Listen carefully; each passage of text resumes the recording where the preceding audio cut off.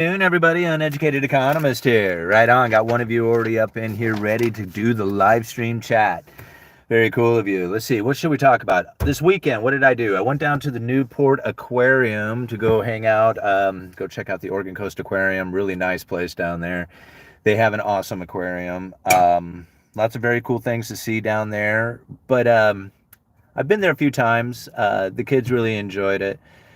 I guess what I thought was fun was on the way back, I was kind of standing in a parking lot and like at the Lincoln Outlet Mall, and I'm standing in the corner of like this parking like garage. And this guy walked past me and he stops and he turns around and he looks at me. And I said, "You know me?" And he was just like, "Dude, I love your channel." And I was just like, man, I couldn't believe it. Just standing in the middle of like a parking garage, some guy notices me and he was like, "Man, what are you doing here? I thought you would be up in Astoria." And so that was kind of fun to run across somebody like that who recognizes me. Anytime that happens in public, I always get a kick out of it, and the family just loves it. They just get a kick out of that too. So that was pretty fun. So I'd like to give a shout out to Rob and Mary, who I met in Lincoln City for just a moment in the garage, in the parking garage of the outlet mall. So that was kind of fun. Wanted to leave an article down there in the description for you guys to Loretta Mester, who is, I believe, the Cleveland Fed? I can't remember what Fed president she is. However, it was the statement that she made, the quote inside of the article, that I thought was quite interesting. She says, "We are now entering into a restrictive policy." And this is something that I have been saying for quite some time, that it's not necessarily the Fed funds rate that you need to pay attention to. It's the Fed funds rate 6 months to a year ago that's impacting the economy now. And so a lot of people will look at the Fed funds level and say, look, they've gone too far, they've pushed it too far. But really, the lifting of interest rates takes 6 months to a year before it starts to impact the economy. They really haven't done much yet. I mean, they're just now starting to enter into that restrictive monetary policy. So think about that. I mean, if we have just now entered into a restrictive monetary policy, what has it been like up until this point?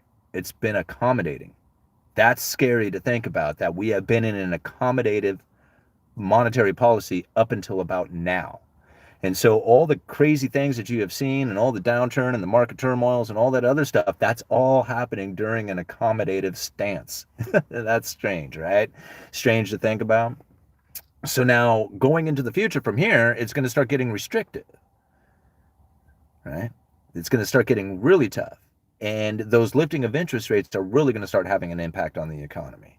So now we look back to when we were at what supposedly would be neutral. Like, nobody knows exactly what neutral is. Now, the neutral rate, I mean, they know how to define neutral, but they don't know exactly where neutral is. So now neutral is when the Fed funds rate are no longer accommodating, no restricting the economy. They're like in that sweet spot of neutral. A lot of people were saying that's somewhere around 2 to 2.5% on the Fed funds level. But according to the John Williams speech that I referred to quite a bit, the monetary policy for a low neutral interest rate world, they were assuming that the neutral rate back then, a lot of economists were saying, this was 2018, that the neutral rate was somewhere between 0 and 1.5%. So we may have been in a restrictive economy for, the last 6 months, simply because the Fed funds level and the neutral rate has been assumed to be higher than originally is, or should be. What am I trying to say there? A lot of people assuming it's 2.5, but it could be at 1.5. And so we have been in a restrictive economy for the last 6 months, which is the way it feels. So I wonder, where is neutral rate? Like, what is the neutral rate when it comes to the Fed funds level? So we're going to find out a little bit more coming into the future on what more like interest rate hikes are coming, because there's not one Fed official that I can find, not one single statement coming from the Federal Reserve talking about reversing or pivoting. Everything is about increases. And it may not be like the same amount, like going, 3/4 of a point. They may drop that down to a half a point, right? A half a percentage point. And people might be like, oh man, look, the Fed is changing their stance on their monetary policies, right? That's not changing a stance. That's still increasing interest rates. And it's still a pretty significant increase to interest rates, even at a half a percent. So there's nothing that says to me that the Federal Reserve has any intentions on reversing course yet.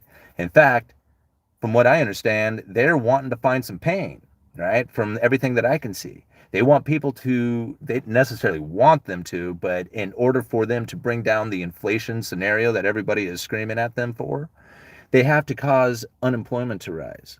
And that's the pain. That's the pain that they're looking for. And it still hasn't happened yet. That's why there's no Fed officials out there who are about ready to reverse course. Until the unemployment begins to rise, I wouldn't even suspect that the Fed is going to adjust their Fed funds rate down. It's only going to be up from here, or eventually get to a point where they stand still. But everything that I'm reading so far, it's still interest rates up from here on, you know? Or not forever. I mean, eventually it'll peak out, but not, there's no statement coming from the Fed or anything saying anything different yet. All right, neutral is a floating target. It really is. Nobody really knows where that neutral is. I'll be listening while I travel. I'm going out for an evening coyote hunt. Hey, right on, man. That sounds like a good time. All right. Full speed restrictive policy ahead. Yeah, and this is where it's going to get really interesting. I mean, like I said, if people thought it was bad before, now it's going to start getting bad. Now it's going to start to be painful. This is where, you know, it starts getting restrictive. And that's where a lot of people just think that the Federal Reserve, or anticipating the Federal Reserve, is going to reverse course. Like they're somehow paying attention to the markets, and like the market is going to tell them when to pivot. That's not even the case. I don't think the Federal Reserve is even caring about what the price of a house goes for or what the market is doing. The only thing that they care about is that there is not a freezing up of the financial markets. So long as the markets don't freeze, the Federal Reserve is going to be cool with whatever is happening out there. So even if the interest rates are high, so long as there is a loan to be had and it's not like the market's not frozen, they're cool. They're going to be totally fine with whatever is happening in the markets, no matter how painful it is for people. All right. Why should they care? They don't. They just simply don't care what the price. They don't care what the market is doing. I mean, they might care a little bit, like, you know, they might have some concern over it, keeping an eye on it. But as far as their main concern, their main concern is to make sure that interest rates are elevated to the point that people are not going into irrational exuberance, meaning that they're just taking out debt so that they can buy expensive houses and driving the price up. They're trying to create a situation in which that people would be cautious about how much they are spending because of the interest rates that they would pay for it, making it very difficult for anybody to just willy-nilly go out there and get a loan and buy a house. You know, you actually have to, I don't know, you actually have to want it, I guess, instead of just like assuming that it's going to be the way it is, like assuming that house prices would go up forever. You know, you would actually have to want to participate within the mortgage market or the real estate market. And so therefore you're going to be somewhat cautious about it. At least that's what I kind of get out of it. Anyway, 104 of you up in here, 36 likes. I would appreciate if you guys go and hit that like button. It'll get the YouTube algorithm to pick up the video and start spreading it around for more people. Let's see here. I'll be out for probably, I don't know, hour or so maybe. Those electronic calls work really well, actually. Oh, for those guys are talking about coyote hunting. Okay. Fed seems determined to break something as long as the bank's interlending liquidity is flowing to hell with the real economy. Yeah. Can you imagine trying to be the Federal Reserve and figuring out what it is that you're going to do with your domestic monetary policy for the United States, and then at the same time trying to provide enough dollars so that the world doesn't demand so much of the dollar that it causes it to just explode in strength? I mean, a lot of people don't realize. They look at like what's happening here and they say, money printer go burr, prices go up, Fed is going to destroy everybody with hyperinflation. Outside of the United States, everybody is in search of dollars. They have taken out debts in dollars, they're doing dollars, they want dollars. And so the Federal Reserve is trying to figure out how much demand for their liabilities exist outside of the United States. And it's a lot.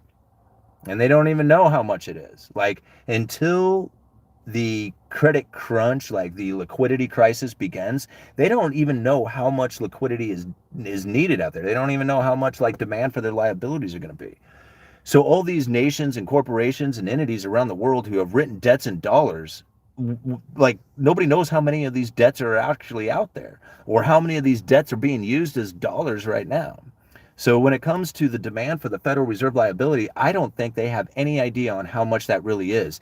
And so the quantitative easing that they did was to try and flood as much money into the system as they can to try and figure out how much demand for the dollars really exists. Because you got to think, a lot of this quantitative easing doesn't actually make it into the system. It sits on the bank's balance sheets, right? And until it's lent into the system, that's where it's at. So a lot of people who are looking at all this quantitative easing thinking this money is just whipping around through the system. It's not. It's sitting in banks not doing anything. This is one of the reasons why money velocity slows down as much as it does, is that low interest rates or even negative interest rates are actually deflationary in concept when you think about how you get a return on capital investment and it goes negative, right? So when you borrow money and you have to pay an interest, somebody is going to gain that interest. And then they use that interest money to live or spend or do whatever. So when you have higher interest rates, that's more return on your capital investment. That's more money that gets churned back into the economy. So if interest rates are low, money velocity slows way down. And that's one of the problems that we've had with it. I mean, at least that's what I'm seeing from it. All this quantitative easing was trying to, fill the demand for the Fed's liabilities, but they don't know how much is actually out there. And when they do that, they slow the economy down by causing the money velocity to slow down. I mean, at first, it's a nice shot in the arm. Everybody gets real high and they get excited about it and things are, happening and moving. But after a little bit of time, everything just slows way down again. And then the only way to get things moving again is another shot of money into the economy with more quantitative easings. Credit makes the world go round. Ain't nobody taking a loan right now. That's actually not true. Consumer, I haven't looked in a couple of weeks, but a couple of weeks ago, I was looking at the increase in consumer debt, and that's going up. All right. And now this is something that I have to think about. It's just like, okay, is this consumer debt going up because of want or need, right? Like you can understand if it's going up because people want a house, but if it's going up because people need to take out debts to buy food or something, that's going to be like, that's a major issue. So I don't know, like, it's going to be like really interesting to think about how a destruction of credit, like when you actually see consumer credit coming down, how that would be the deflationary force, right? Because inflation, deflation, right? Inflation is the expansion of money and credit. Prices are the results of it. So if you have a decreasing in consumer credit, that's a deflationary scenario. But if you have an increasing in consumer debt, well, that's a inflationary scenario. But I do have to wonder, it's like, where is that debt going? Is it going into necessities or is it going into wants? And those are two different things, right? Because if it's going into wants, like you want a new house, you want a new car, you want new clothing or something like that, that's what starts driving up the price, right? Diving into luxuries. So I still have to wonder, is just like, where is that consumer debt actually going to? Yeah. But again, if that's increasing, that's expansion of money and credit. And that's inflationary for the most part. Give me my stimmy. Yeah, I don't know. I mean, there's going to be plenty of stimulus checks coming into the future. At some point, if the whole system doesn't collapse on itself, then the Federal Reserve is going to have to pull cash out of the system and go negative with interest rates. And that's negative, like all the way down to your bank account. When that happens, you're going to find where people are going to be flipping out about like the cost of living going up so much. And now like everything is just absolutely all-nighter. Get rid of these damn dating sites here. Oh, you're probably busy, bro. Let me see if I can get it. I didn't think you're probably out shooting a coyote. Right, here, I'll get rid of it. All right. Boom. Okay. Shit, I forgot what I was talking about. All right. Don't you think most of the stimmies... Oh, yeah, we're talking about stimmies. That's what it was. So those stimulus checks, what's going to end up happening is if you go negative, you're going to end up with an MMT kind of scenario, a modern monetary theory, and that's simply just to keep the money velocity going. Because interest rates are negative and the return on capital investment would also be negative, you loan money out and you would get less in return because it's a negative interest rate. It just doesn't make any sense to do any of that. So people are going to have a hell of a time trying to save for the future if it's just constantly dwindling to a negative interest rate. So it's almost like a guarantee that if they do push for a negative interest rate, cashless society, MMT kind of thing, that we'll be getting monthly checks. I mean, I don't think they'll have much other choice but to do it that way in order to keep people, and it will be limited too. Like you will have a certain direction in which you can spend it and a time limit to do it with. And that's ultimately the only way they're going to be able to get money velocity to spin, is because they're going to have to force people into it. Otherwise it's not going to work. It just won't, it will fail. Nobody's going to work and save and get back less than what they're putting effort towards. So none of that would work unless people were handed a check every month for nothing, and then people would be okay with it, and they'd be like, oh, okay, cool, well, I get all of this money, I don't care about negative interest rates as long as I still get my check in, right? Can I loan myself the money? Yeah, absolutely. You can loan yourself the money. In fact, that's what everybody should do. They should have such a bank account savings that they have built up over their lifetime that they don't borrow money from anybody but themselves. Um, and if you can't afford to loan the money to yourself, then you didn't need it, right? Wait for the stimmy checks to get the plasma TV. Yeah. Question: do we take any money we have out of the bank? Where to put it? Thank you. Now, that's a question that a lot of people ask me about. They asked me, it was just like, hey, are you feeling safe with your money in the bank? And at this point, I do. Like, I don't have like this idea that there's going to be a bank run and that you're going to have to pull your money out of the bank tomorrow, or that I'm going to go down to the bank and not be able to pull my money out. Like, I am not in that sort of fear out there. Now, granted, I do have like more than one bank account. So I guess there is a little bit of fear there because I have multiple bank accounts in case I can't access one of them, then I still have access to a bank and I have access to some money. So I do have multiple bank accounts at different banks, somewhat for a protection reason, but not really because I'm thinking that there's going to be any kind of locking me out of my money from like a massive bank run or something like that happening. I don't see that taking place here. Now, I probably should be, right? I mean, I probably should be concerned about that because really, I even saw in the comments yesterday or something, it was like FDIC insurance up to 250,000, I'm good. And I'm like thinking that's only if like one or two or a handful of banks fail, but if they start having like a serious problem, a systemic problem, like the whole system is starting to crash, that FDIC insurance is not going to mean anything. Like you're not going to get your money, right? Not if there's like a big system-wide crash. So that's where I try to tell people, is just like, if you're going to be in cash, right, be in multiple places with it.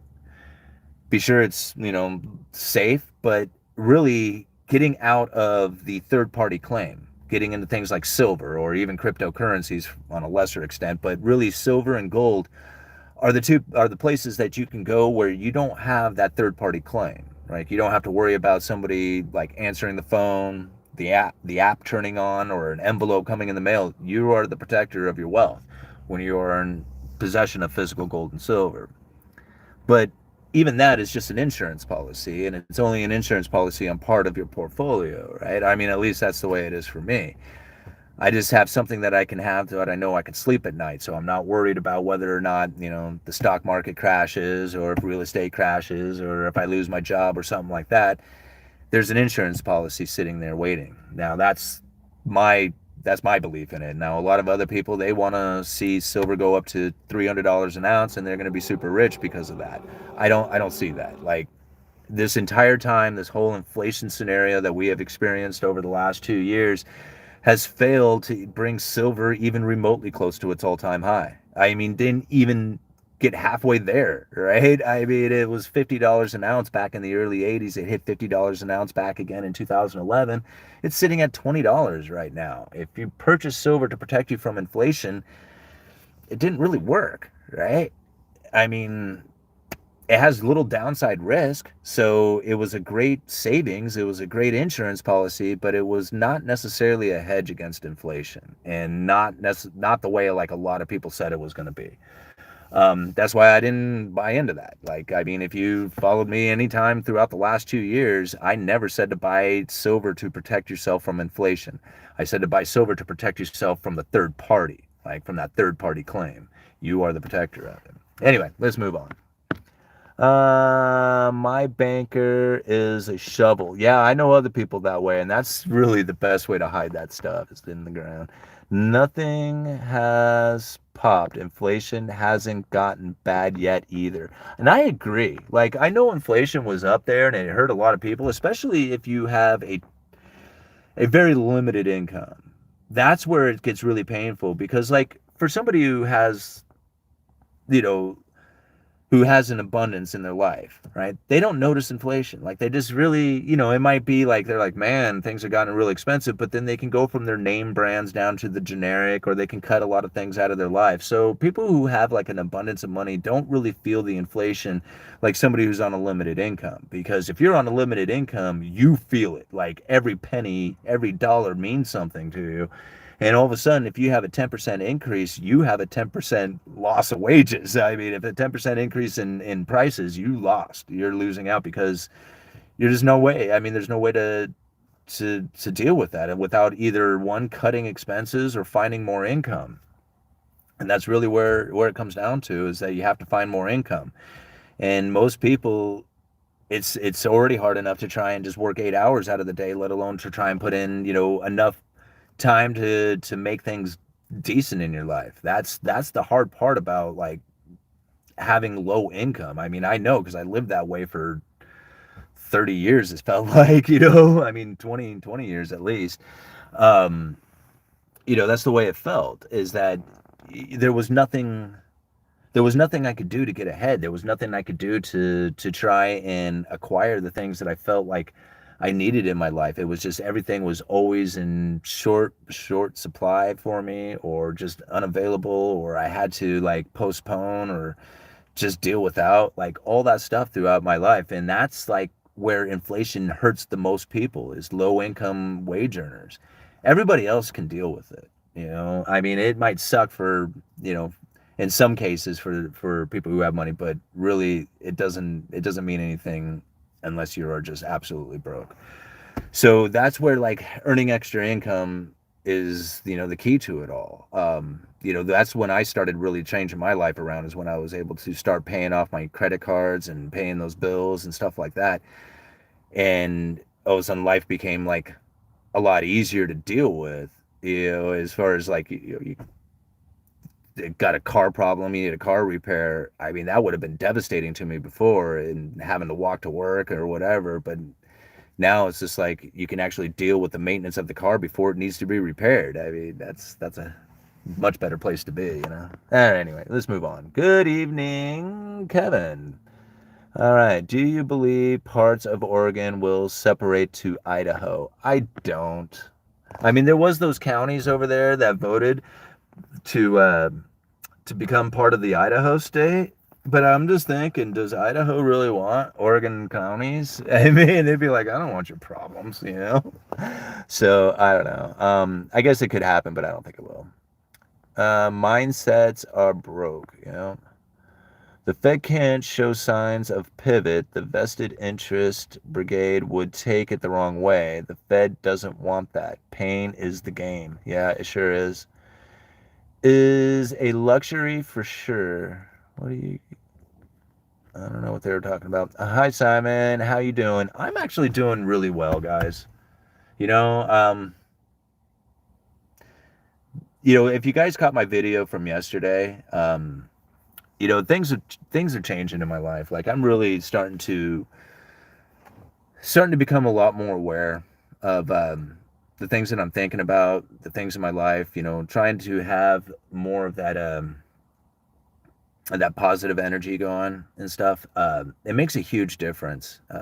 And I was noticing it again today, like, because I put that video out talking about how like my sales have gone up and the reasons that my sales have gone up by watching a couple of these YouTubers out there.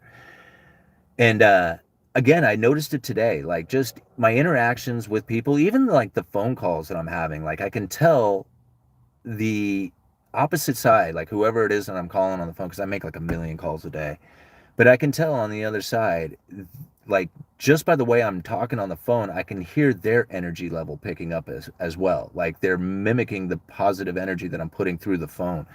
It's incredible. Like, once you become aware of this thing and you realize that, man, I've been walking around a lot of times like exuding this negative energy, not realizing that I was doing it. Like, something happened that pissed you off or whatever, you had a rude customer or something, and then you let that bother you for a while. Well, then pretty soon you're exuding that energy onto other people, not even realizing that's what you were doing. And then you wonder, it's just like, man, why is everybody around me in a bad mood? It's because you're in a bad mood and you're exuding that on, pushing that on other people.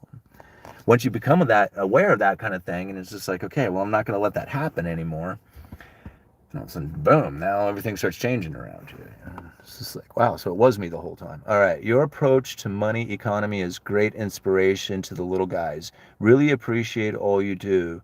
You're a great man. Well, thank you. How do the CBDCs, how about the central bank digital currencies in New York? Let's see, that's Larry Bird. Thank you very much for the super chat, man. That's very cool of you. Um, it's happening, right? I mean, there's the pilot programs that are starting off. It's not something that is a surprise to us. In fact, I'm surprised we haven't had more pilot programs actually, moving into the test programs or whatever. I mean, it's just like we knew the central bank digital currencies are coming. It's just a matter of time. They need the right crisis. They need the right situation in order to introduce these things.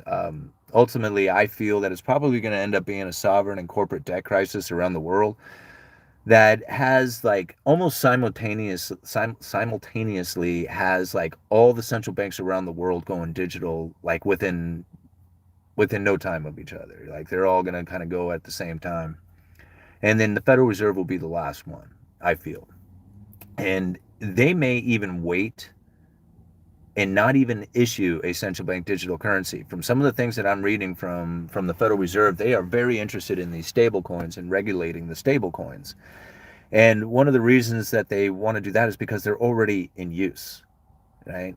And they don't have to do anything. Like they're just already being used.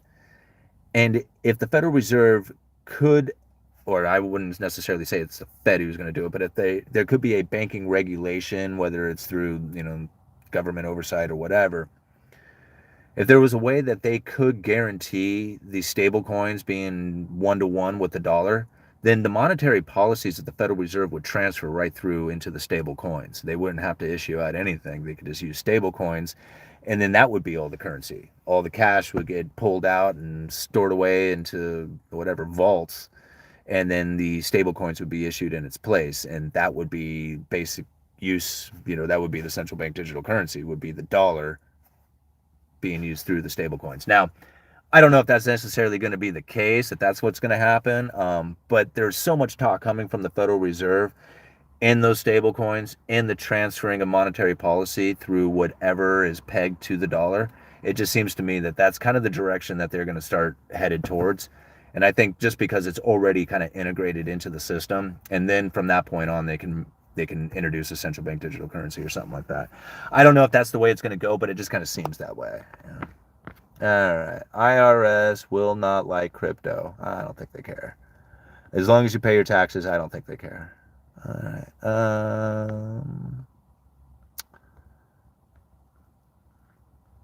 Let's see here. Appreciate your insight into an area of the market I've been shy to learn. Uneducated Economist. Or at Uneducated Economist. Let's see here. Simon, there is no substitute for a positive attitude. Well done. No, it changes everything. Like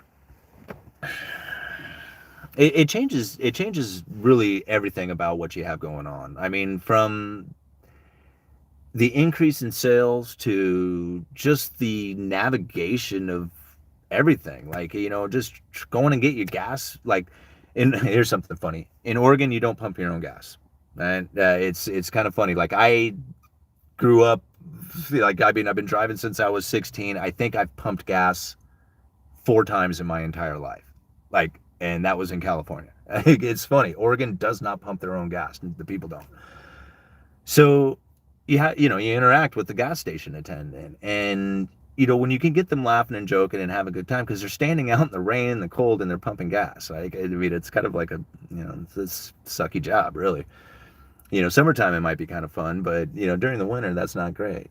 And so, like, that's one of the things that I always try and do is try and joke around or get the gas station attendants to laugh a little bit, to give them a better day, because that sucks to be out in the rain and wind and cold and trying to pump gas like that.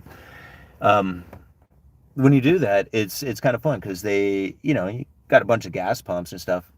They recognize my car, right? And so they like kind of almost like want to come over and talk to me because I laugh and joke and stuff like that. So that's one of the things that you do throughout everything, like whatever store you go to. If you have this kind of attitude with whoever it is that you're interacting with, well, the next thing you know, like, they're doing favors for you, or they're going out of their way to help you and stuff like that. All of a sudden life becomes easy again, just because you have this positive attitude, and the people around you also have that positive attitude because they're reflecting off of your attitude, and next thing you know, everybody's doing really well and everybody's happy and stuff. And it doesn't take much to keep that. I see a lot of times when I see somebody who's not having a good day, or like something, they're having an issue or whatever. It's not easy to turn their attitude around, turn their day around. But sometimes just talking with them, just letting them just spill out and vent for just a minute is all it took. They just had this poison in them that they needed to get out. And a lot of times, if you recognize that, they're not gonna. They need somebody to kind of drop it onto, and you don't have to absorb it. You don't have to take it in as far as like that bad attitude, but you can let them go ahead and release it a little bit and just let it slide right off. It's just like, feel better now. Now you can have a good day, right? So that's the type of thing that you recognize and you do. And when you do that, all kinds of awesome things happen for you. It's just like, again, for a lot of people to ask me, it's just like, thank you for helping out the little guy try to understand this, like we just saw in the comment there. And I don't, like, it's, you guys are helping yourself, right? I mean, you come to the channel, we get some information, we talk about things, but it's you learning and trying and figuring it out for yourself. That's why you're doing it. A lot of times when you hear guys who have, some of these super wealthy people who are out here on YouTube trying to give economic advice or investment advice, they can't relate. Like, they can't relate to somebody who runs out of money at every other week. Like, they don't know what that's like. They don't know what it's like to not be able to afford toilet paper, right? I mean, that's something that a lot of us have experienced in our life. It was just like, talk about inconvenient, right? So what it is that you're supposed to do, like, you have nothing in your life, you have nothing going on, right? And somebody was just like, well, the first thing you need to do is figure out how to make more money, right? Well, no shit, right? Everybody needs to learn how to make more money. But how do you do that? Like, how do you actually, like, find that? I'm done with my 8-hour day job. Now what do I do? Like, what do I do to try and, earn that income? And a lot of times people, like, they think that it's a waste or something if it's not enough. Like, if I can't earn at least $30 an hour, I'm not going to put my time into it. I've heard people say stuff like that before, and I'm thinking, why not, man? What else are you going to do? What else are you going to do with your day? Like, you're not going to work unless you can make $30 an hour, so you just chose not to work at all? Like, what's the point of that? So when it comes to, like, trying to figure these things out, if you have an 8-hour a day job, that's awesome, man. Now you got something that can maintain your life, right? It can pay your bills, it can do things, but it's never gonna advance you. Like, I don't care how much money you make, there is not enough money, there's not enough hours in the day to earn the money that will provide you with this awesome life. Like, you can make a decent living and have an okay life about it, and if you really, like, focus in hard, and you like disciplined with like a 401k or something of those kind of investments or retirement plans, and you buckle down and you dump that money into those things, and you just go to work every single day, and you do that hard, you can end up with a decent retirement. Like, that's something that you can do. I didn't do that. I didn't even remotely come close to doing anything like that. And a lot of people I know didn't do stuff like that. Like, that's very rare for people to be able to, like, put together a 401k and jump from job to job and continually contribute to these things and have a decent retirement at the end of it. Most people just end up cashing them out or just never contributing to them in the first place. So if that's not what you're going to do with your life, like if you didn't start doing that when you were in your early 20s and progressing through, through your adulthood by contributing to something like that, then you're going to have to figure out another way to do income. And that's going to be like starting your own business or something like that. Um, the idea of investing, that's really like on a compounding interest kind of thing. That's for the young person. Like if you're in your 40s, compounding interest doesn't work nearly as well for you, because by the time it actually starts doing anything, you're already old. It's already, what point is that? You're not going to really enjoy it.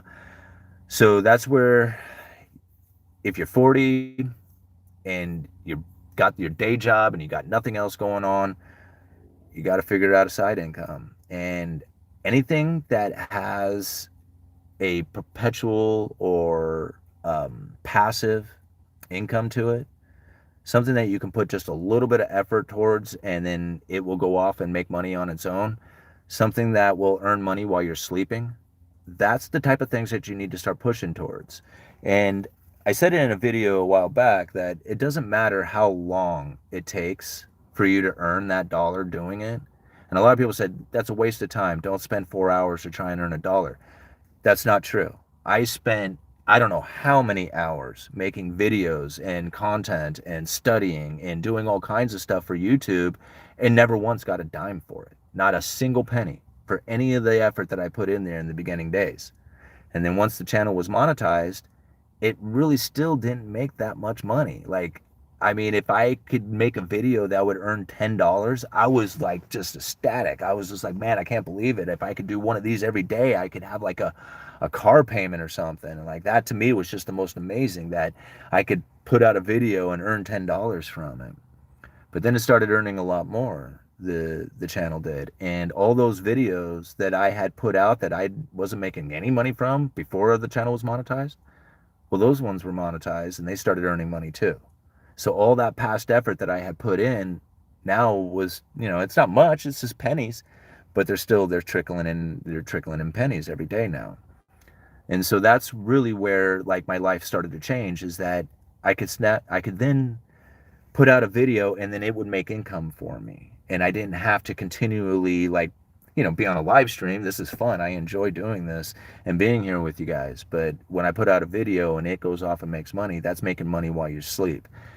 Those are the type of things that you have in your life that will really change the way things are done. A buddy of mine, he just started a food cart, and he worked it himself for a little while, and then he hired some employees, and he has his ups and downs on it, but ultimately he got the thing started and now it's running, and on certain days he makes some decent money off of it.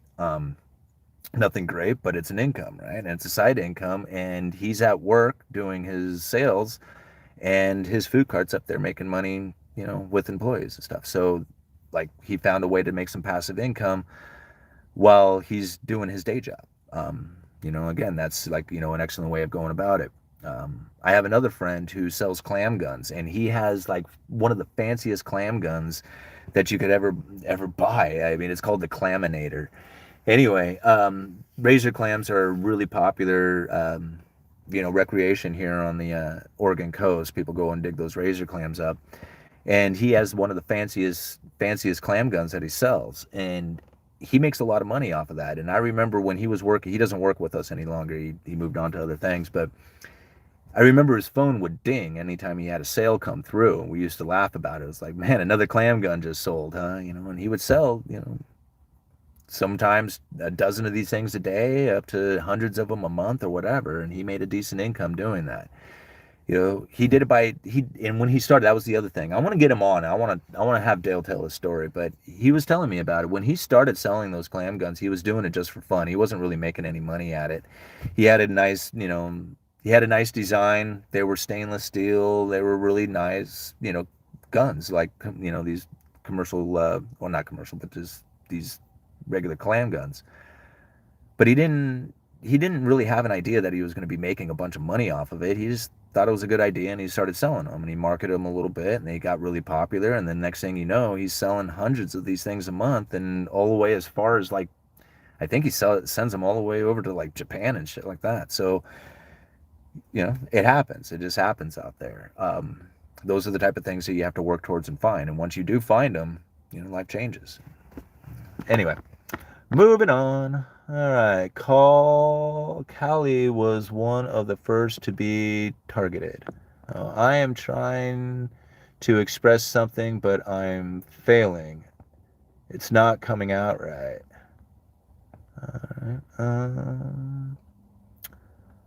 All right. Life is a precious gift. Waste is right. I don't even feel like drinking anymore. I can sit in a room being still. When you're hurting, life doesn't feel like a gift, so you waste it. Wow. Yeah, that's kind of true. I never really thought about it like that, but when I was in the depths of my drinking, that's kind of something that I thought too. It was just like I really didn't enjoy my life, and I didn't really want to do anything. Like I had no, like it took me a while to figure out. It's just like, man, well, if you don't like this life, you got to do something about it. You got to get up and like do things differently in your life. And it was hard for me to figure that out. Like I just wanted to just drink and forget about everything, and that's what I did for a long time. But anyway. Nature boy. Okay. Let's see. Do you anticipate lumber prices increasing soon? I think you mentioned it earlier. I do. Probably not till the beginning of the year is when I'm guessing that it's going to happen. I know, like, with the like lumber closed today at like 435 or something like that, 435 per thousand. I don't really think it's going to go much lower. Like 400 per thousand is probably low. Like it could dip down into 300s, even 200s. I mean, what do I know? I mean, it could go down there, but it's not going to last very long because anything under around 450 to 400 per thousand, and a lot of the mills, especially the British Columbia area, they're not going to pump out lumber at that price. They are high output or high cost, high input, oh Jesus, what am I trying to say? High cost input, high output producers, right? And so with the high cost that goes into the British Columbia mills, with the logs, the labor, everything that's going on up there, then the lumber prices are just not enough to keep them producing. So they end up shutting down, like curtailing development. And when that happens, 20% of the softwoods that are consumed here in the United States comes from Canada. Most of that comes from the British Columbia area. The prices really start to move up after that. So that's when the curtailing of development starts affecting the inventory. Now, the problem with it is right now is that we don't have a whole lot of demand for that inventory. Even though you have mills slowing down production, there's not a lot of demand pulling the inventory out of the supply. So even though we have the mill curtailments taking place, the prices are probably still going to remain fairly low until that available supply leaves the inventory, or leaves, the distribution networks, goes into the projects, and then the demand starts to pick up and there's just not that availability out there. That is going to be a critical point. Like, I don't know what the prices are going to do, or what the inventory levels are going to be like at that time, or what the demand is going to be like, but the demand will increase at a time when there's low inventory, and when that happens, prices will shoot up. I just don't know how far out that'll be. I'm guessing sometime shortly after the new year, and that's just a complete guess, just because I just feel that at some point there's going to be people out there who are going to want to start building houses, even with high interest rates, and the idea that there could be a falling housing price. There's people out there who make their living off of building homes, and they're going to want to build homes, right? And postponing it any longer is just not going to wait. They just have to make some money at some point. So I don't know what that environment's going to look like, what the housing market's going to look like, or anything else. But as far as the lumber prices going into the new year, I feel that they're going to remain low for a little while. Very little downside risk right here as far as purchasing for your projects. And then after the new year, I would be looking for higher prices going all the way into the summer. Like after this low is done, then I'm thinking high prices for quite some time. Like there will not be a return back to this low. Um, anyway, that's kind of how I see it. Yeah. More hurricane down in Florida will help lumber prices. Yeah, and it does. I mean, especially with the OSB, especially plywood prices. Like hurricanes really mess with the plywood prices. Mainly because people are boarding up and not just doing repairs, but they're actually trying to like board up windows and protect and stuff like that. And so the plywood ends up going to not only the rebuild, but also the like the preliminary, trying to do the boarding up and stuff. So a lot of plywood ends up getting wasted and thrown out at a time. Right now we have OSB manufacturers in curtailment, right? So they're shutting down production, slowing that up due to the fact of lack of demand from the home builders. So again, like I just see now being your time. There's like all the evidence to me is saying that there's going to be a shortage in the inventory levels, not shortage to the point like what we had experienced before, like the serious shortages, but it's going to be like short supply where the availability isn't going to be like as hot and heavy as it once was. And I'm not sure how to quite explain it, but I just feel like, you know, probably by the end of winter, going into summer, the demand is going to be picking up at that point, and nobody's going to know what inventory level that we should be at, and it's gonna create some volatility. All right, I'm babbling on that one. Let's move on. I drank a lot as a child from age 11 to 17, quit by age 18 over 30 years ago. Man, that's a tough time to be in there, especially if you're drinking heavy at 11 to 17. I mean, your brain is developing so much right during that time. You can really screw yourself up. I had a buddy who was in high school, and he did a lot of drugs, and he ended up really cooking his nugget when he was about 17, and he never was quite the same after that. Like he did so much drugs and mushrooms and crystal and did all the shit, and yeah, he just never was quite the same after that. I don't know. All right. Wood has gone down, but what about the nail, screws, tools, etc.? Um, there's some like the brand, like that's what's kind of interesting about this screw and the fastener kind of situation, is that our normal brands that we would get in, you know, basically coming from China, it'd all be the same brand. They got expensive with the inflation, you know, the price inflation kicking it up.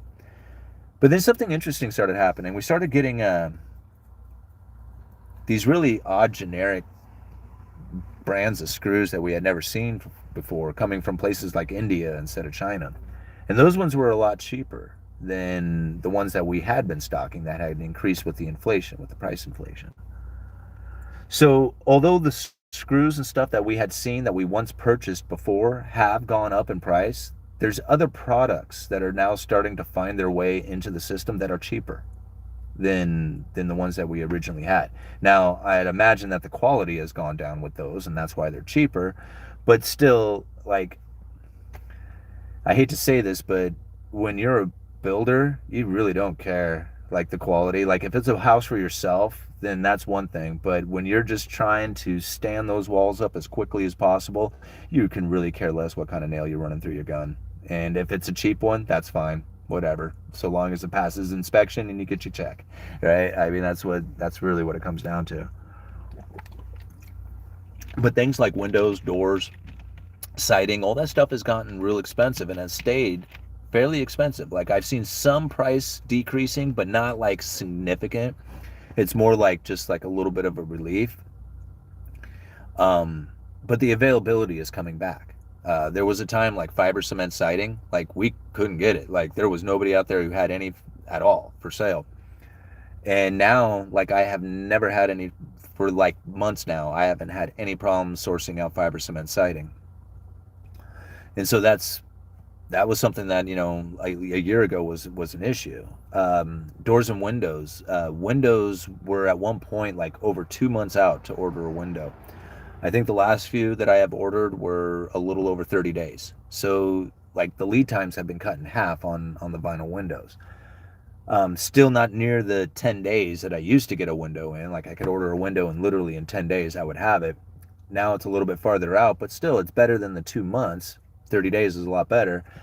And if they could get back down to that, 10-day mark again, you might actually see where competition would get, prices to come down again. Um, I don't know if that's actually going to happen or not, but it could, is all I guess I'm getting at. So no, the building materials haven't come back yet. Framing material has, but the rest of it, all the rest of the stuff is still expensive and still has, a longer lead time than what would be considered normal. All right. Yo, Simon, good to see you. Just tuned in. All the best to you and your family. Cheers from Tucson. Is that what this says? All right. Nail screw wood going down. Sounds like someone enjoyed himself. Nailed, screwed, wood going down. Oh, I get it. Okay. Greetings from Singapore? Gregory Manorino's brother. Hope all is well. We'll watch later tonight. Alrighty, Jaws. Yeah, things are going really well, man. Thank you for popping in, and yeah, check it out later. Okay, I'm renovating an old home right now, and some stuff is expensive and some things aren't. It's 50-50, and I get surprised. Like copper wire pipe is crazy, but lumber and insulation is regular price. Yeah, I've noticed that's really what it comes down to that I've seen so far, is that the framing material has gotten back to somewhat normal. Like it's not exactly normal, but it's pretty close. Everything else is still lead times and expensive, but it's happening. It's like slow, but it's taking place. They won't pivot anytime soon. Things were out of control for too long, and now it's time for consequences. Well, Tim, I don't think the Fed lost control. I don't think they lost control over anything. I think it was exactly what they were planning on doing. I don't think that anything has fallen out of line of what they were expecting or anticipating or hoping for. I think they got exactly what they were asking for and were shooting for.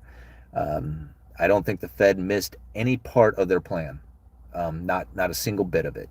And that's really where a lot of people start getting angry with me, thinking that I'm on the Fed side or something like that. I'm not on the Fed side. I'm not trying to end the Fed. I don't care. I mean, I hope they end the Fed. Let's go back to a gold standard. Let's use cryptos. Let's use anything out there. I don't give a shit. Right? The Federal Reserve can go away. I just don't care. That's not what I'm trying to figure out. What I'm trying to figure out is what it is that the Federal Reserve plans on doing and how it is that I can best navigate through that, the position that I can take. Now, if I can be calling out what it is that the Federal Reserve was going to do prior to the Federal Reserve actually doing it, like when I read that speech, John Williams' speech, and I bring this up every single time I do a live stream, but it's so telling. Like in that speech, I don't know why more people don't look at that speech or talk about it, but the monetary policy for a low neutral interest rate world pretty much described everything that needed to take place that happened during the pandemic. I mean, the Fed knew there was a demographics issue. The Fed knew that there was low productivity issue. The Fed knew that there was a low neutral interest rate world issue, right? And that all those things had to change. There was too many old people, right? There was not enough production growth happening, and the interest rates were too low. Well, what happened during the pandemic, right? What happened during the pandemic? I mean, I'm not trying to say that, every old person died or something like that, but there was a lot of COVID deaths that took place, and a lot of it was in the older population. All right. So the issue that the Fed was talking, or that John Williams was talking about with the demographics, though, that's sort of didn't necessarily get taken care of, but the issue was hit, right? I mean, a lot of people died. And then the productivity growth. Well, the overwhelming consumer demand sent manufacturing through the roof, right? So productivity kicked up, and then the low interest rates. Well, now we have high interest rates. So the three issues that John Williams was talking about having prior to the pandemic got taken care of during the pandemic. Very interesting times, because in that speech he also said that the Federal Reserve should be moving to a average inflation rate. That instead of having a 2% target, that they should be shooting for a 2% target over time, an average target. And so I thought to myself then, I was just like, okay, John Williams, you just wrote this speech. You're talking about how there should be average inflation to, instead of having a 2% target, but a 2% target over time. And I'm thinking, well, it's 2018. You just went through a ton of quantitative easing and failed to acquire the 2% inflation rate that you were looking for. I mean, they hit it a couple of times, but for the most part, they ran under the 2% inflation target, even after all the quantitative easing 1, 2, 3, and 4. And so I was like, how are you going to do this, John? Like, I don't understand how it is that you are going to create a situation in which that we can have an average 2% inflation rate over time when you can't even seem to get inflation up to the 2% target to begin with.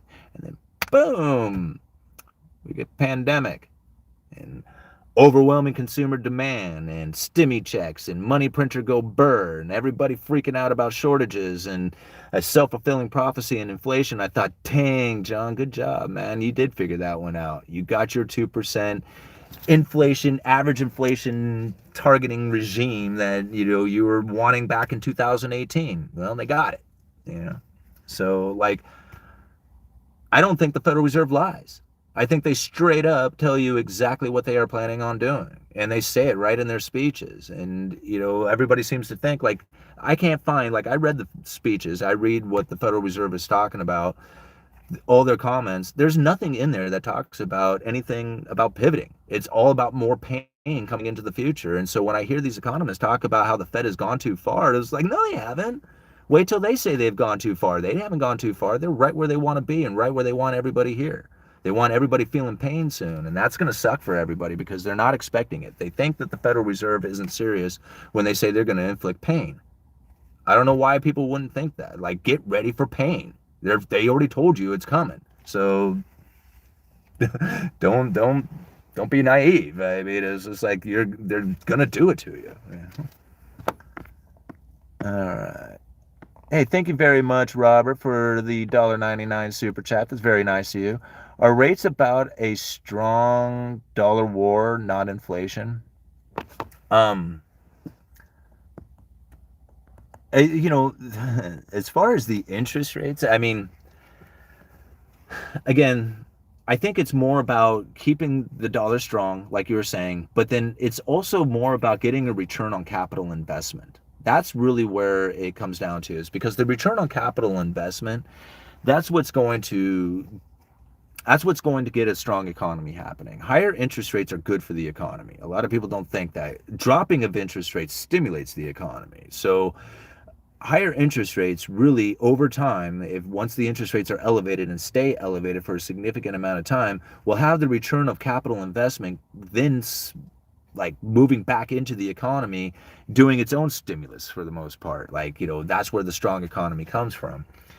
But then it really comes from exports, right? So like if you can export your production, that's really where the dollar gets even stronger, because now you have people who are in demand of dollars in order to buy your stuff. These things, they don't exist really here in the United States. Like, we're not a production type of country anymore, and the only way we get new money is from the issuance of debt. So like that's a time bomb, right? Eventually it's going to get to a point where the new money turns off. And that's really where I think like a lot of people aren't anticipating. They think that the Federal Reserve is going to just be able to just buy all the debt, all the U.S. treasuries, and just provide all the dollars that everybody would ever need. That doesn't mean that the purchasing power can be there for the dollar. And if there is no purchasing power on the dollar, then it doesn't work anymore. It's failed. So this is where, like, if you can create a demand for dollars or keep the dollar strong, you do that by having higher interest rates. If you can have a higher interest rate, then you have people who are looking to invest those dollars in order to get the return on capital investment again. So that's really what it comes down to. If you have low interest rates and you keep trying to stimulate the economy, you will destroy yourself. It's just a matter of time.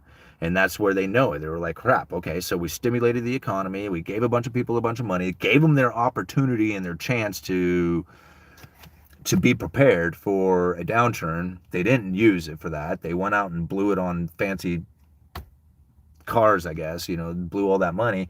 And now we're about ready to go into pain, and people are going to say it's the Fed's fault, right? But this is what needs to happen. I mean, if you go and you read, the Fed speeches, you go and follow monetary policy, and you can just see this is the way it needs to go. They need to lift the interest rates up, keep them up significantly in order to, get the system to function again in a way that is like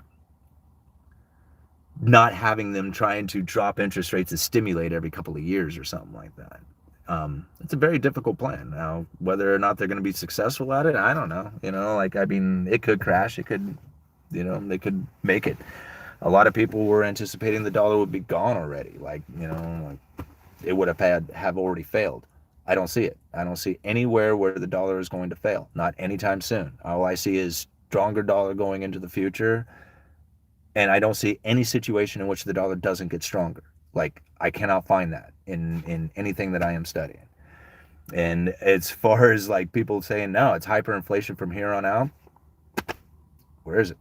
I ain't seen it. Yeah. How is the government going to pay the interest on that debt with high interest rates? Taxes and the cutting of government. That's how you do it. Now, whether or not people are going to be happy about that, I doubt they'll be happy. Most people aren't happy anyway. So how is the government going to pay it? Well, you tax the hell out of the people and you cut a bunch of government services off of it. That's how you pay it. And that's the pain, right?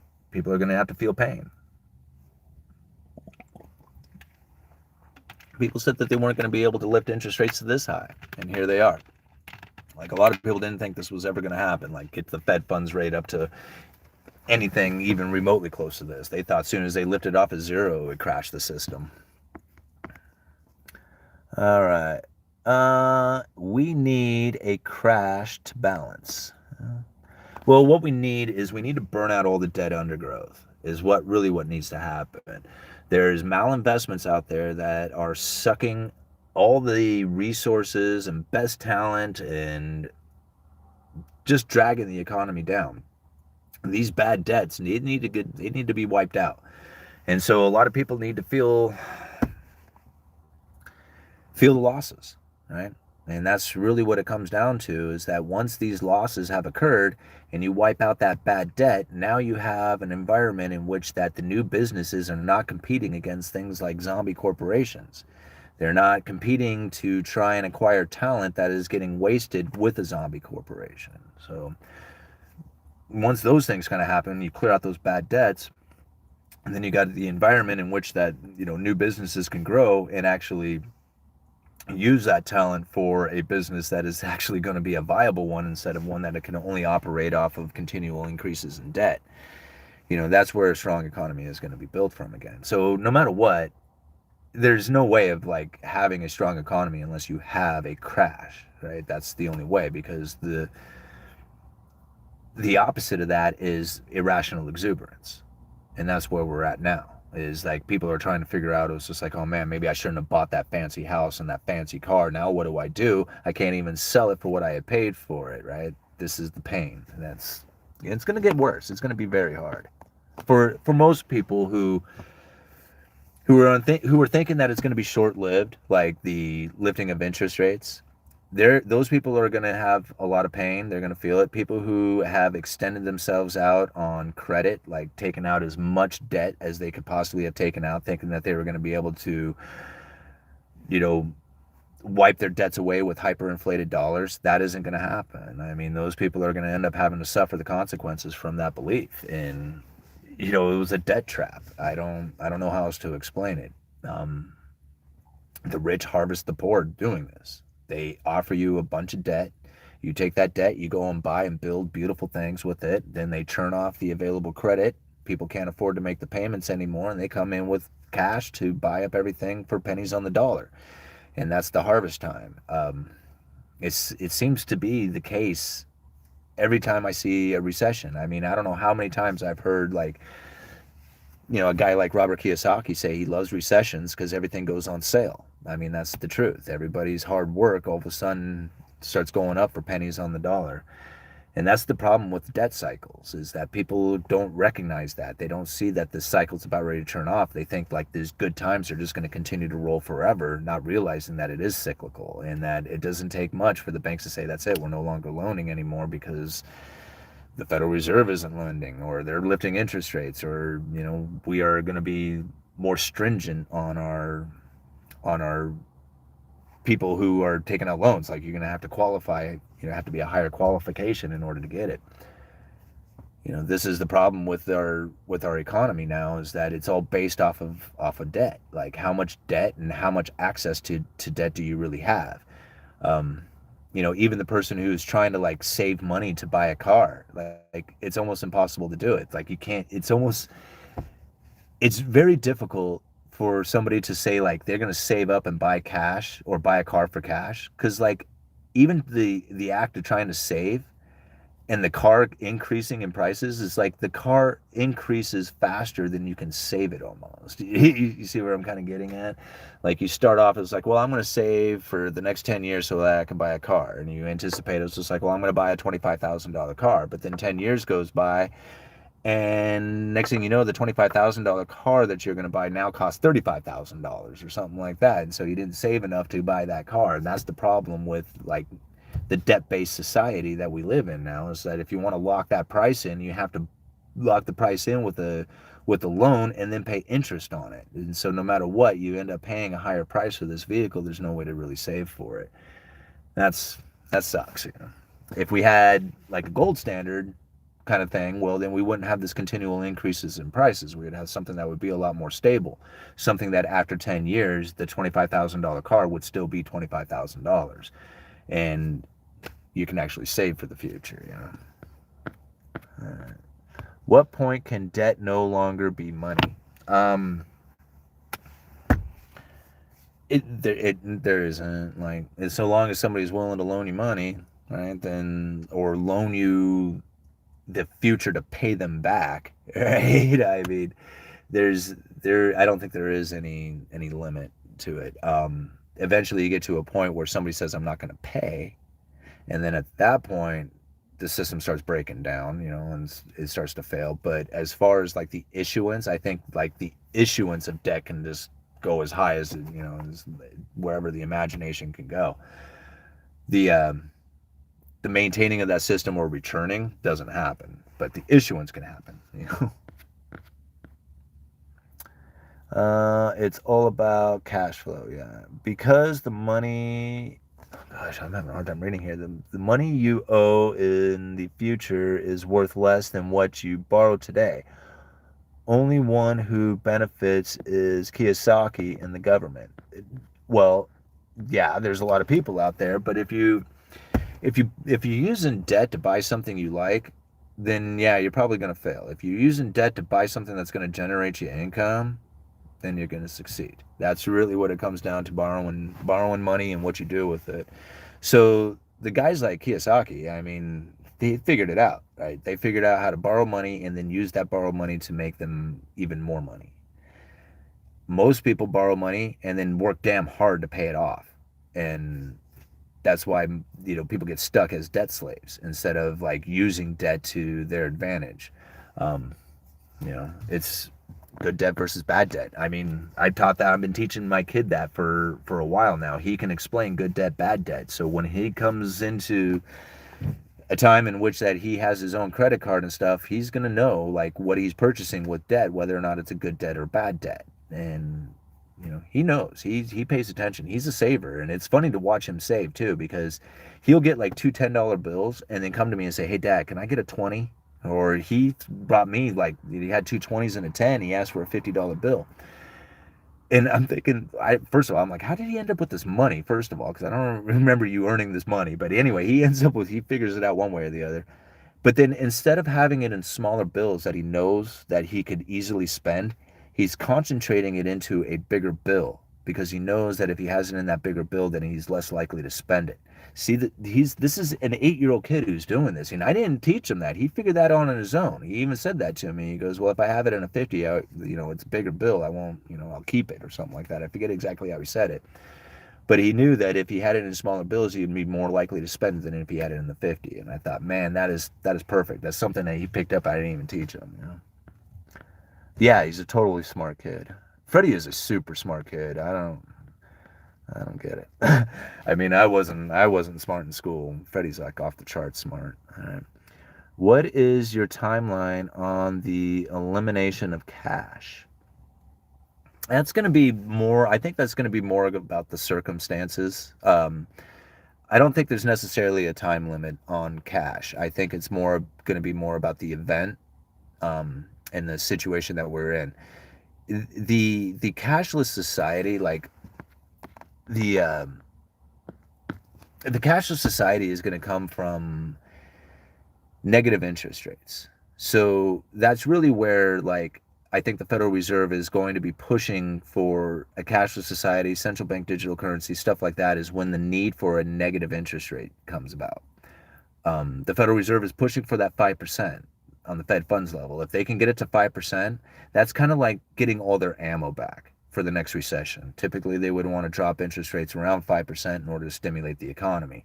So if they have the Fed funds at 5%, that's like going to be a huge relief for the Fed. They're like, okay, cool.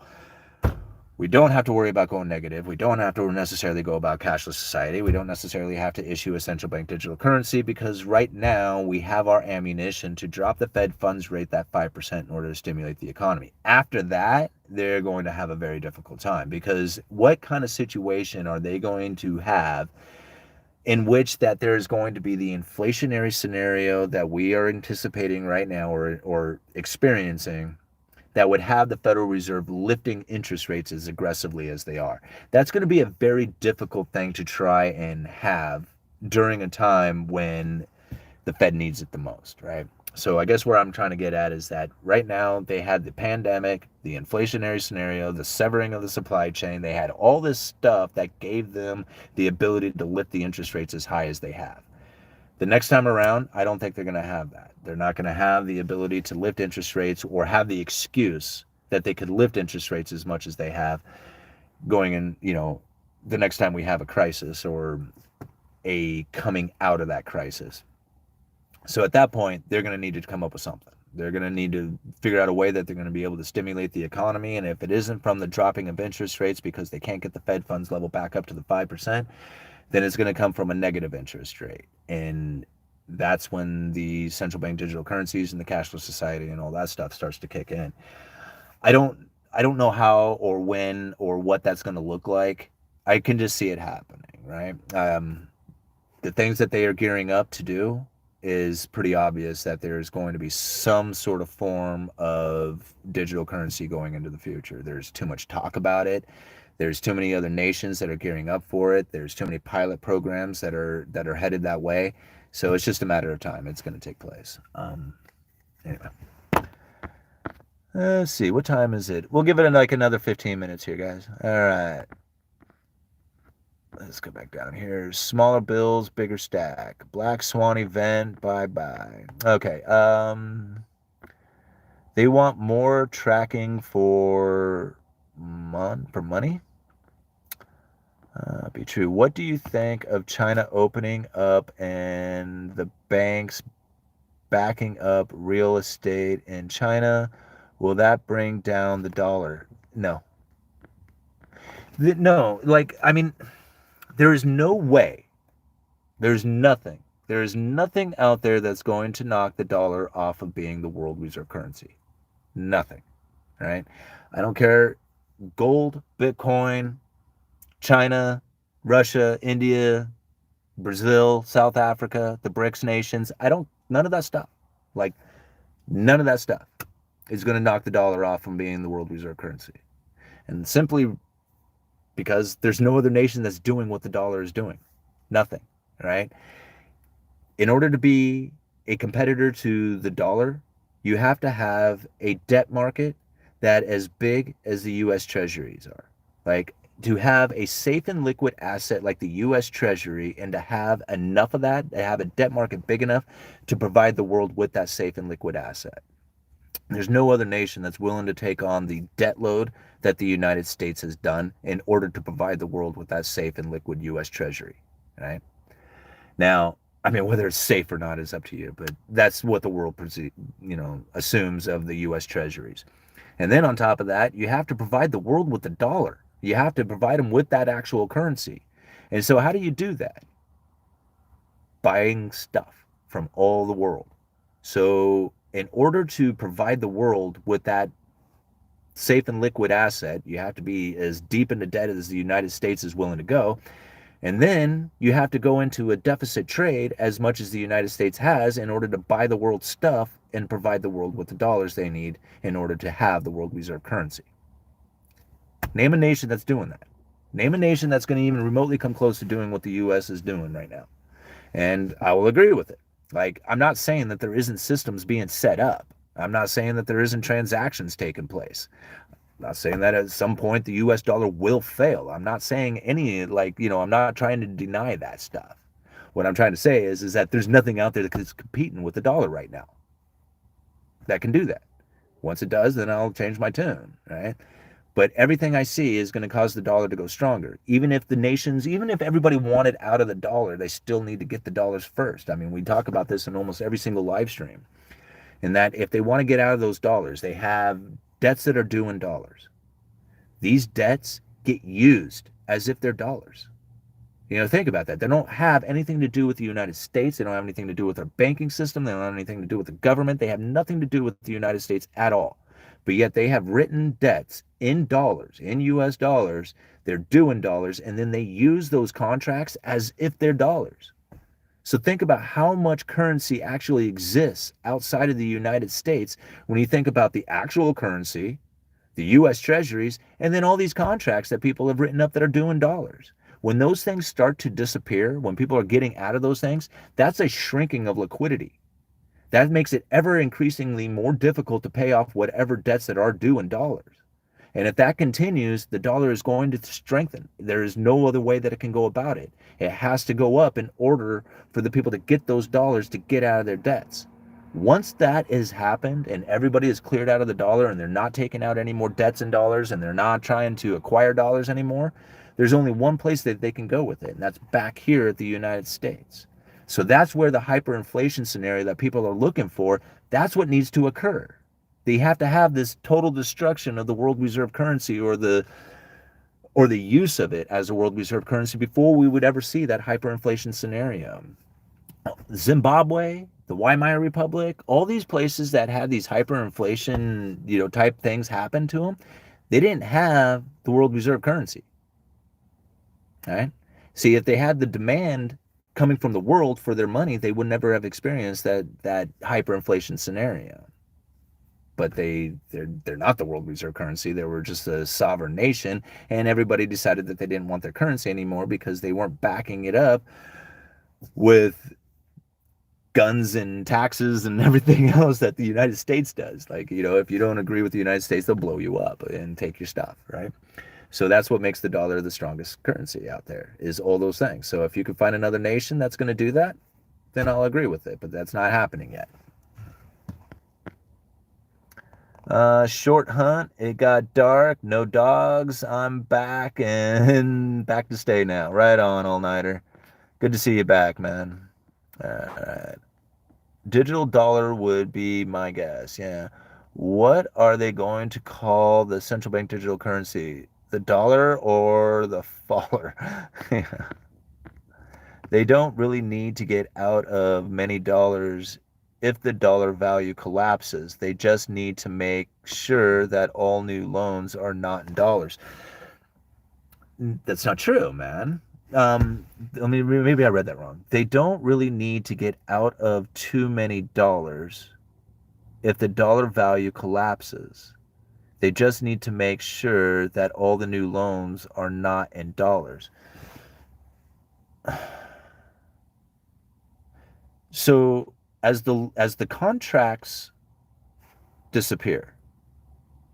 That's taking liquidity out of the market, making the dollar stronger.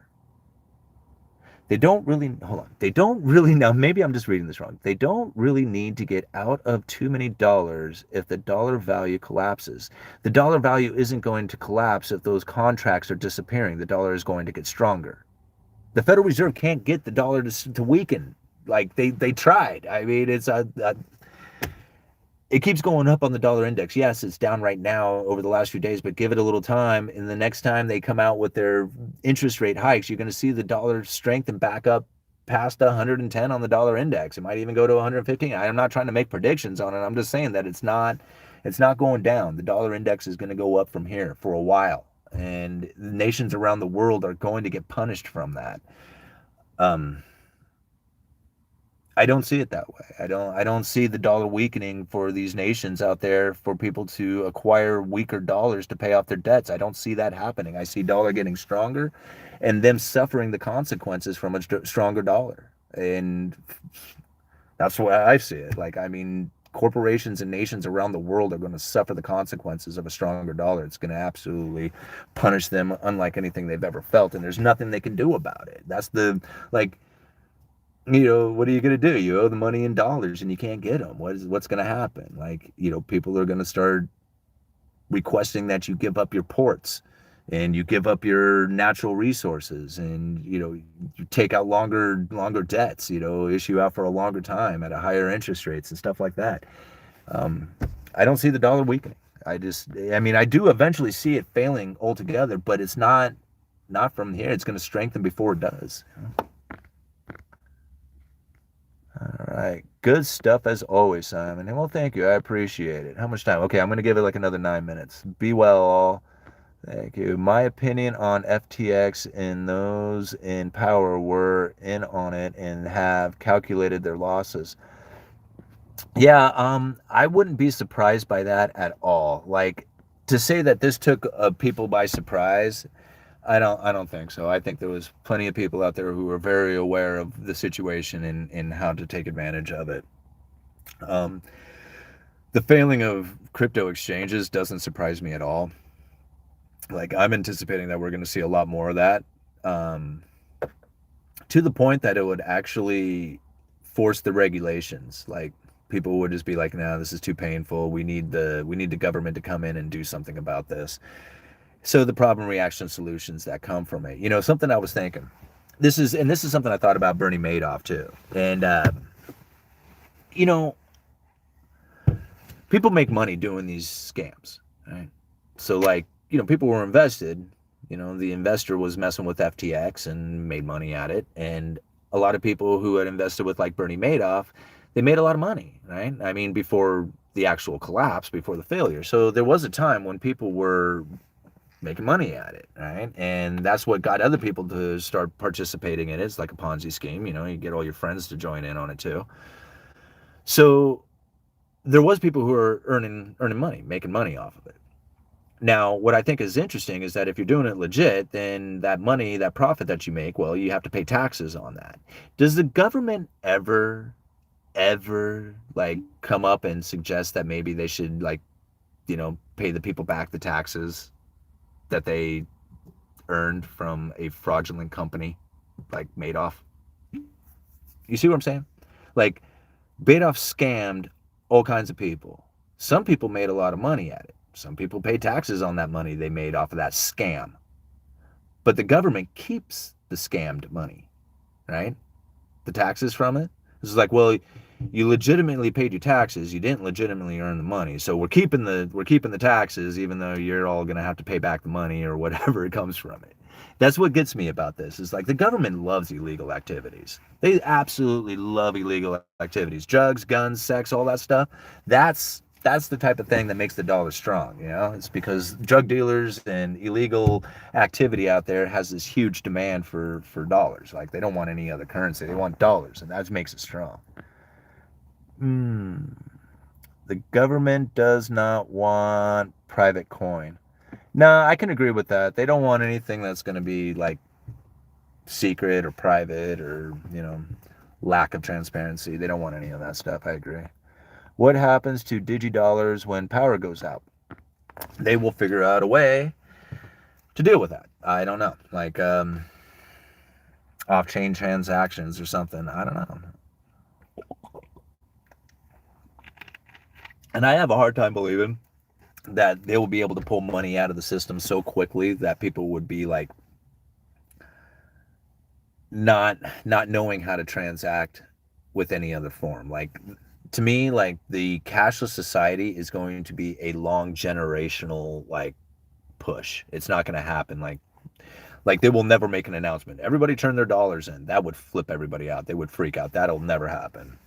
What they're going to do is create a situation in which that people will voluntarily just bring their dollars in because cash becomes a nuisance. Like, they'll charge people to deposit or withdraw the cash and then make like central bank digital currency, like no fee transaction kind of thing. So people would just naturally just not want to use the dollar and just get rid of it to the banking system, and then they pull out in central bank digital currencies or something.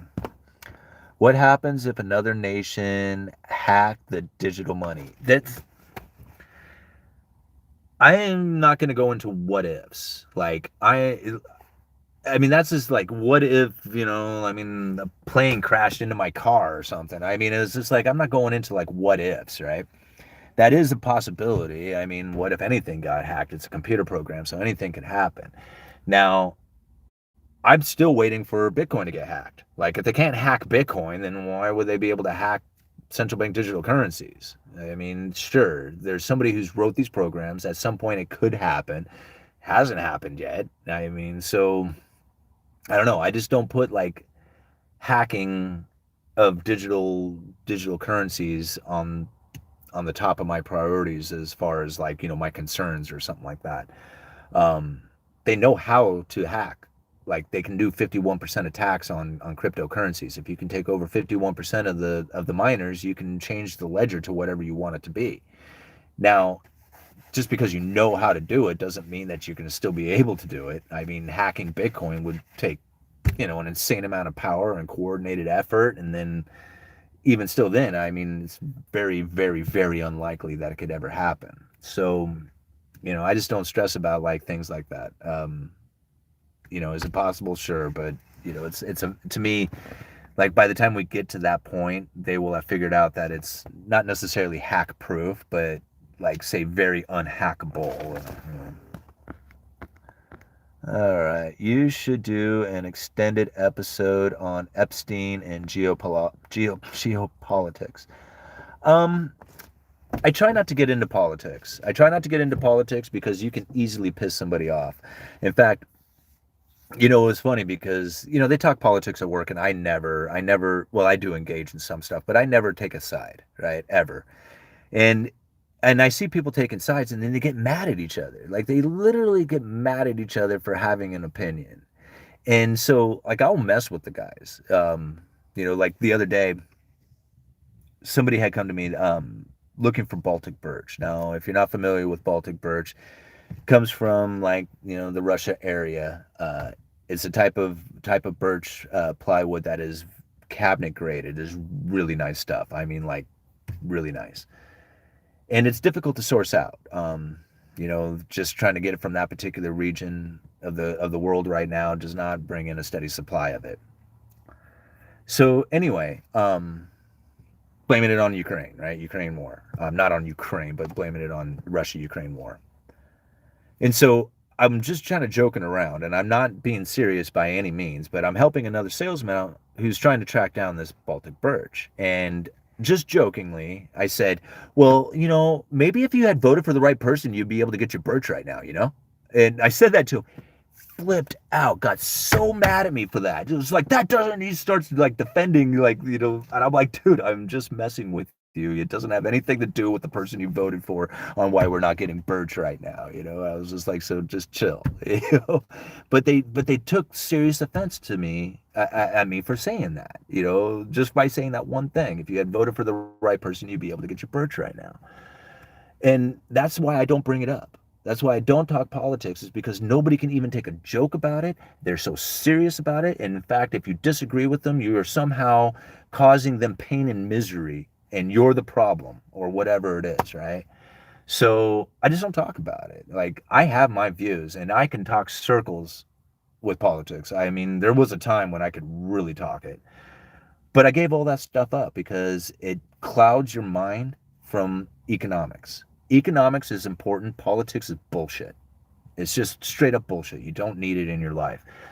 I learned more about studying or learned more about the economy once I finally just gave up on politics altogether. Those people will confuse you. If you fall into politics, what ends up happening is that you get this belief in the way things ought to be, and then you start looking at the budgets and the way money is spent, and then you take these political thoughts and you say, this is the reason why we have a problem, is because the money's getting spent this way and that way or whatever. It doesn't matter, right? The reason the politicians act the way they do is because the economy has positioned them to do that. If it wasn't for the economy, they would never have had that ability to do that. So this is something that people should really take consideration.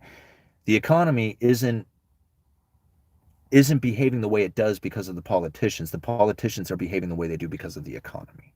Right? So the economy is more important and first and foremost before the politicians are. Now, they may seem and put on a show and act and do all that other stuff, but they have pretty much no or very little impact when it comes to the outcome of the economy. Like, it will progress through whatever political decisions, are made. And I know that's really difficult because people are going to be shaking their heads saying, no, that's not right. There's all these things that can happen and all these decisions that made that change the way the economy goes. Nope. It's the flow of money. It's new money coming into the system, the way that people react to that new money coming into the system, the moving into luxuries, the driving out of imports or the driving out of domestic manufacturings, the bringing in of imports, the separation between the classes, the eventual churning off of the new money and everybody falling into poverty, right? It doesn't have anything to do with politics. Right? They can go ahead and make all kinds of decisions, taxes, try and do things to persuade the people. But that cycle, that Cantillon effect, that's going to happen regardless of politicians. And you can just see it because there's so much evidence of it taking place throughout history. Read Cantillon's essay and think about that for just a little bit. This cycle in which that the new money comes into the system and what happens to society and everybody within it, and how that conditions everybody to either be poor or rich and then going into the luxuries, and that driving out of the domestic manufacturing. That happens so frequently throughout history. It's like it's almost like a given, like it's going to happen that way. So again, like, politics are fun to watch. Like, they're fun and it gets exciting and you can really throw a lot of opinions around out there. But if you want to know anything about the economy, you got to turn politics off. You got to turn politics off and just follow the Federal Reserve and the banking system, right? Follow their speeches, listen to, their monetary policies, the stuff that they are putting out and talking about. I turned off all politics, and it's been one of the greatest decisions I ever made. I was a little lost at first thinking about that. It was just like, man, I don't know if I could do that. Like, how am I supposed to conduct my life if I don't understand what's happening politically out there, right? I mean, this is literally what I thought. But I took the chance anyway and said, okay, I'm just going to ignore all that stuff. I'm not going to be involved in any of it. I'm just going to focus in on the money, interest rates, the flow of money, banking, stuff like that. And my life completely changed around. All of a sudden, I'm not in debt anymore, right? I'm buying a house. I have income coming in, right? So think about that, guys. Politics will very much cloud you from the reality of being able to make the best decisions you can when it comes to the economy and your personal finances and stuff. It's like following politics is like eating junk food. It really is. It'll screw you up. All right. I like keeping up with a TV show. I do too. Every once in a while, like, I'll find a series that I really like to watch, and then I enjoy watching that series. But for the most part, I do not watch TV. Like, I have a hard time even sitting down and watching a movie. Like, I have to make a conscious effort to say, put your phone down, don't look at any articles, and focus in on this movie and watch the movie and enjoy it. Um, I'm doing that a lot more. I've turned my phone off. I stopped looking at Facebook. I stopped scrolling, but pretty much all social media stuff. I just gotten completely out of it. Um, I'm only reading articles and doing YouTube videos. And even if I didn't have like, if I wasn't so committed to YouTube and having it be such a benefit to my life, I would turn that off too. I am done with all the technology, all the internet, all the shit. I am so had it. And I think Aaron Dowdy's video, one of the most recent ones, probably really did it for me when he was talking about TikTok videos and what happens to you when you're watching TikTok videos. Um, it's pretty interesting because, TikTok videos, like I've done it, I'm sure a lot of you have as well, and or the YouTube shorts or whatever, you're sitting there, you're scrolling these short videos and they last, 20, 30 seconds or whatever. And you find yourself like all of a sudden hours later, it's just like, man, what happened? Like I've been sitting here scrolling these stupid videos for like 2, 3 hours. I just completely wasted just so much time. And what did I get out of this? Like, why did I do that? And a lot of people don't realize is that when they're scrolling through those videos and you're watching one every 20, 30 seconds or whatever, you're getting hit with another dopamine shot, right? And so you get these little dopamine hits that make you feel good. Every time you get like, or like a like on Facebook or something like that, it's another little dopamine hit. So you really enjoy these things, right? And so as you're sitting there scrolling through TikTok videos or Facebook or whatever you're watching on, and you're getting these dopamine hits every couple of seconds or whatever, well, that's fun and that's enjoyable because, dopamine's a good feeling. And after a few hours of that stuff, you realize that you have just completely wasted this time and not realizing that the time was wasted because you were enjoying it so much from these little dopamine hits that you've been getting. Well, here's where the real problem starts to kick in because it's not so much like wasting the time. Okay, so you wasted some time, whatever. People play video games, waste time, whatever. But now here's the real problem is that you set that device down and now you go to do a low stimulating activity, right?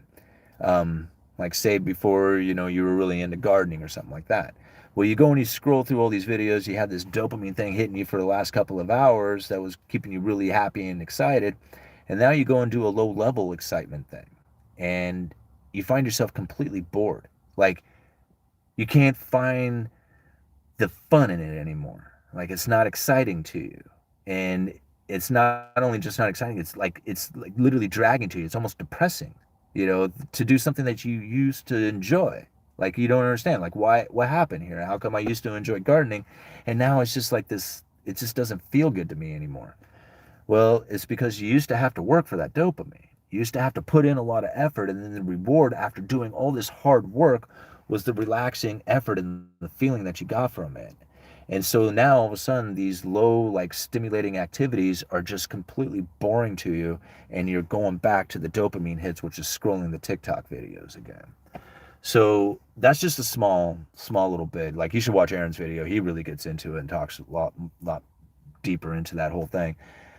But but I had recognized that before I had watched the video, and I told the family too. It was just like, hey, let's put our devices down for a while. Let's play games. Let's do some other stuff and not play on our devices when we're all just hanging out here at the house.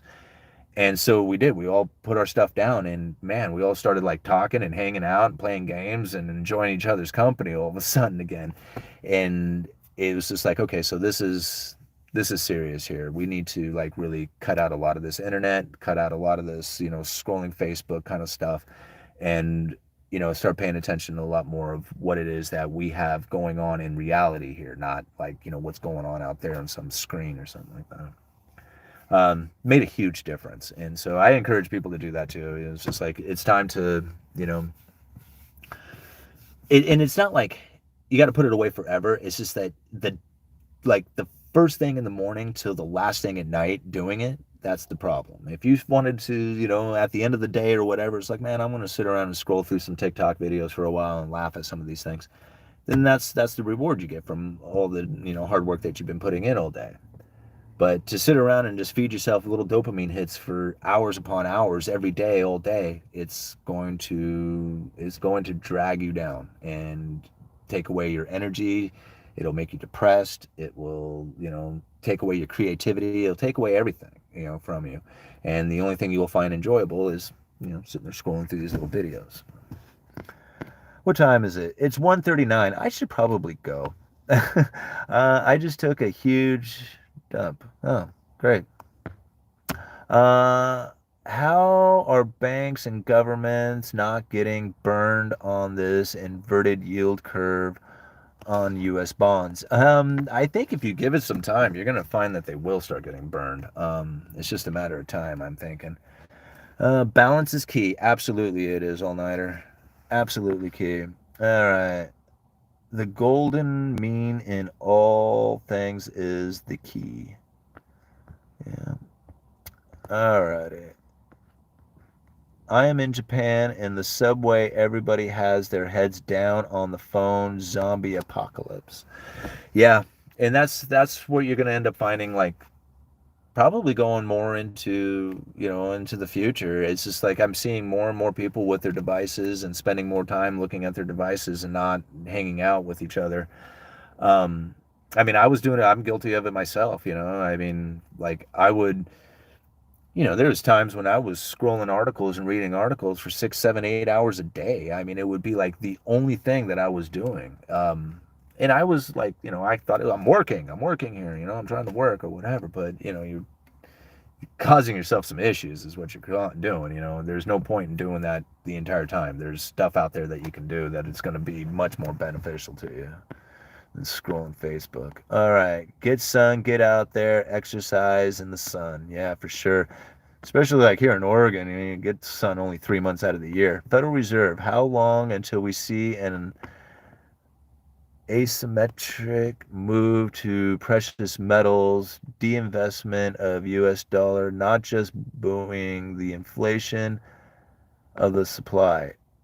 Federal Reserve, how long until we move precious metals? I don't think we'll ever see precious metals used again. Not in the sense that we once had it. Like, I don't think there will ever be a gold standard again. Just simply because we've moved so far past that it's just like trying to return to something like that would just be like almost impossible, if not devastating. But I can see where there, like we talked about this before, there could be like maybe a partial return to a gold standard. Like the U.S. Treasury could, like, say during a time of like issue out there, like if people were saying like they don't want the U.S. Treasuries or the yields on the U.S. Treasuries go up so high that the U.S. government can't afford it anymore. I guess one could, think about like the U.S. Treasury issuing out a gold-backed treasury or a partially gold-backed treasury.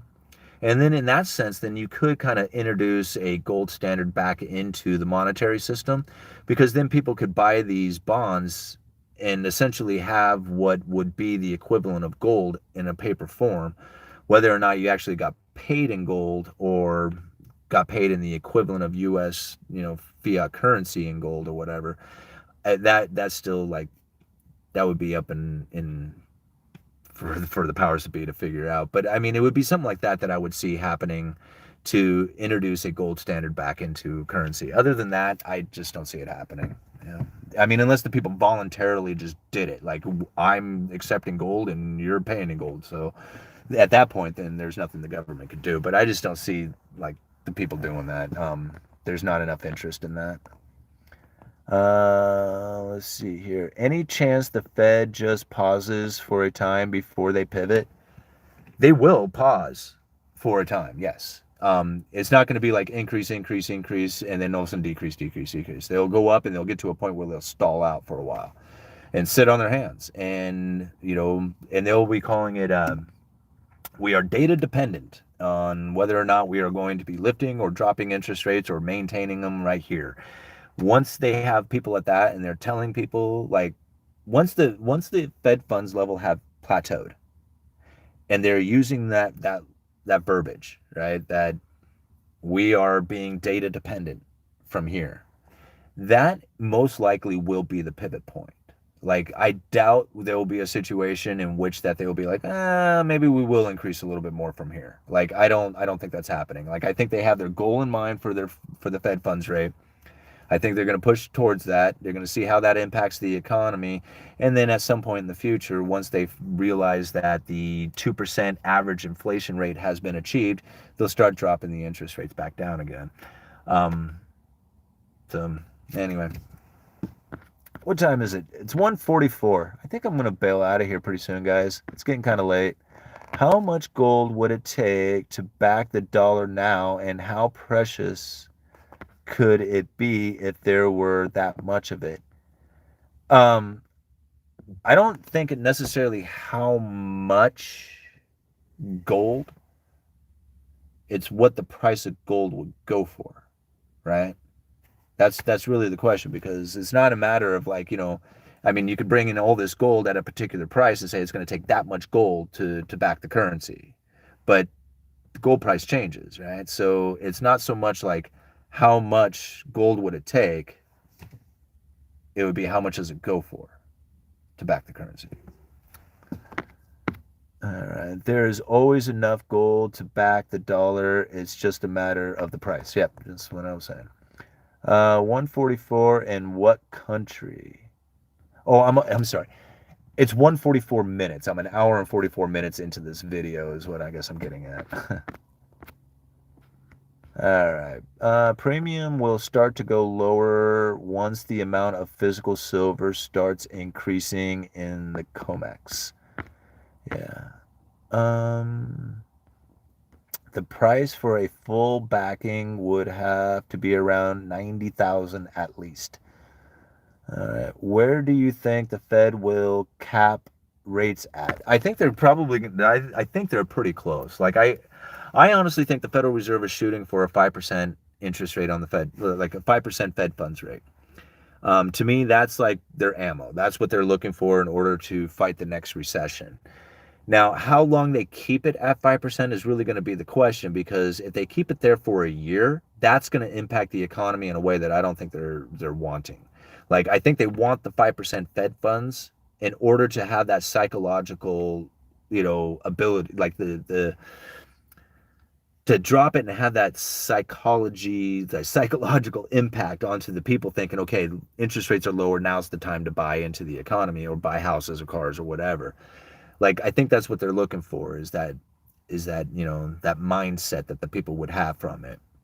If they let the 5% Fed funds level stay at 5% for any length of time, like 6 months to a year, that I don't know if the economy can really handle that much of an increase to the system. Like, I don't think that's going to last very long. The Fed will push it back down once the economy starts to churn, or starts to have issues or whatever. They're going to try and stimulate, and they will stimulate with the dropping of interest rates. I just don't see that happening soon. Like, that's going to be a ways out down the road. So yeah, capping out around 5% is probably it. Like 5, maybe a little bit more, but again, like 5 is what they're looking for.